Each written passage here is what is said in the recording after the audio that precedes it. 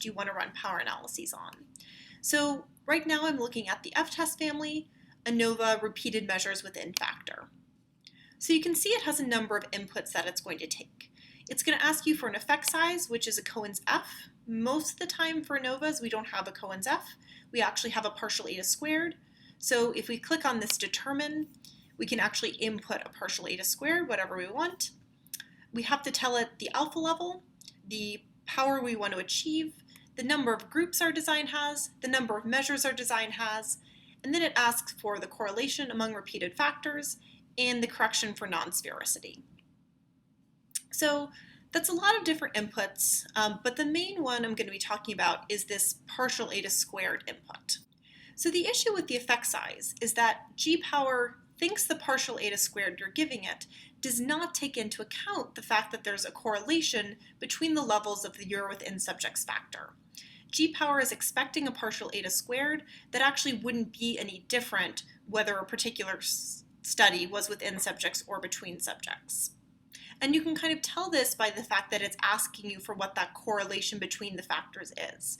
It doesn't think the effect size is taking that into account, so it needs to know what it is so it can take that into account when it's doing the power calculation.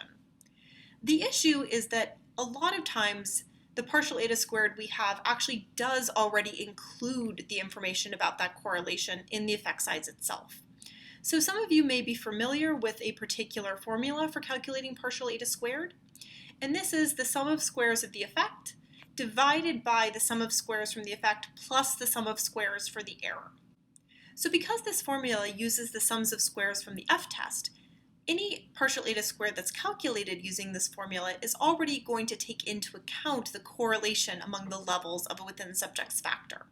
And so because of that, if you use a partial eta squared that's calculated using this formula, you're not going to be giving G-power the input that it thinks it's getting. So obviously, if you calculate your partial eta squared by hand, you'll know whether you're using this formula or not.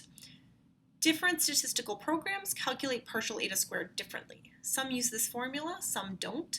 For example, SPSS does calculate the partial eta squared based on the sums of squares from the f-test.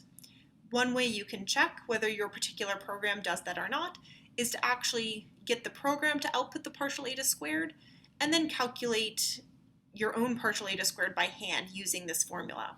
And if the numbers match up, then you know that the partial eta squared in your particular program does take into account the correlation because it uses this formula. So how can we actually tell that the input G-power thinks it's getting is different from the input we're actually giving it? So one way we can actually check this is to look at a two-cell within subjects design.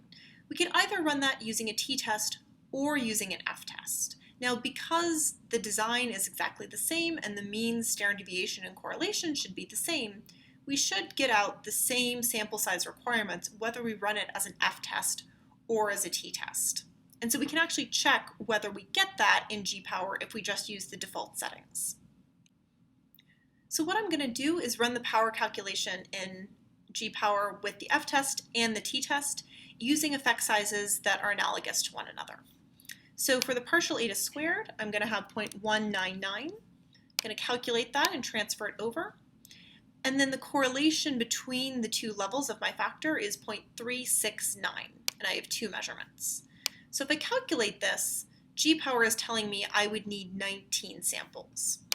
So if I now go to the t-test, so t-test match pairs because it's a within subjects t-test, and I put in the analogous Cohen's d, which is 0.486, I should get that 19 again. What I actually get is 57. And so that's telling me that something's up, something's weird. So what's weird is that the partial eta squared I inputted was a partial eta squared that was calculated using that formula from before. So it's a partial eta squared that G-power is not expecting. So if I go back to the f-test, there's this option button way down here. And if I click on this, I get 4 options for how my effect size was calculated. So if the partial eta squared I'm giving G-power takes into account the correlation already, if it's calculated based on that sum of squared effect divided by sum of square effect plus sum of squared error formula, I want to choose this as an SPSS option. Whether I'm using SPSS or not, this is just a way to tell the program that the partial eta squared I'm giving you takes into account that correlation already. So if I say OK here, you'll notice a couple things. One is that my effect size is now an f of u, and the input for that correlation has gone away because the correlation is already wrapped into my partial eta squared. So if I calculate the effect size again, transfer it over, rerun the power calculation, I'm now getting 56 samples, which is just one away from that 57 that the t-test was telling me. And so what this illustrates is that the solution is to use the as an SPSS option in G-Power if the partial eta squared you're using is calculated based off those sums of squares from the ANOVA table. So in part 2, I'm going to talk about higher order designs. So specifically designs where you have multiple crossed within subjects factors. G-Power actually assumes you have one within subjects factor, which is not entirely clear from the inputs. So we're going to talk a little bit about how you can tell that, and then what you can do if you do have a cross within subjects design to still use G-Power to do some power calculations. As with all our videos, all the material related to this video, as well as the repeated measures part 2, are available on the OSF. So if you go to our main project and just click on part 1, it'll take you to the project for both the repeated measures videos. So that's where you can find any of the R code that I'm going to use in part 2, as well as the slides for parts 1 and 2. So hopefully this has been helpful. As always, please feel free to comment on the videos, comment on the OSF page, or email us with any questions, comments, ideas for other videos you would find particularly helpful. We love hearing back from users.